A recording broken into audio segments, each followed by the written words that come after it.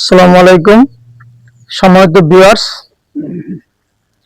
এখন আপনারা সকলে অবগত আছেন যে এখন কার্তিক মাস চলতেছে। আসলে আজকে আমরা একটা লিচু গাছে কি পরিমাণ সার প্রয়োগ করতে হয় এবং বছর কতবার প্রয়োগ করতে হয় সে বিষয়ে আলোচনা করব। একটা লিচু গাছে বছরে দুইবার সার দেওয়া প্রয়োজন। একটা হলো ফল সংগ্রহের পরে চৈত্র বৈশাখ মাসে একবার, আর একটা হলো আশ্বিন কার্তিক মাসে একবার। এখন কার্তিক মাস চলতেছে, তো আমরা এখন এই সময় এই গাছের গোড়া সার প্রয়োগ করব। এখন আপনার গাছের বয়স কত বছর? 8 বছর প্রায় না? 8 বছর বয়সে কি পরিমাণ সার লাগবে?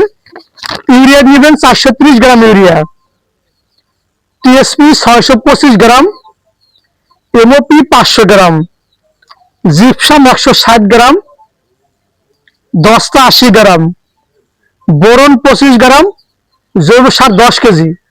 এই সারগুলো নেবেন। নেওয়ার পরে দস্তা বাদে সকল সার একত্রে মিশ্রিত করবেন। মিশ্রিত করে গাছের গোড়া থেকে 3 হাত দূরে একটা গোল একটা চিহ্ন দিবেন। ওই 3 হাতের মধ্যে কোনো সার প্রয়োগ করবেন না। 3 হাতের পরে যে পর্যন্ত ডালপালা বিস্তার লাভ করছে এই পর্যন্ত সারগুলো বুনে দিবেন। বুনে হালকা করে কুবাইয়া এরপরে সেচ দিয়ে দিবেন। আর দস্তাটা 2 দিন পরে প্রয়োগ করে দিবেন, দিয়ে একটা হালকা সেচ দিয়ে দিবেন। ধন্যবাদ।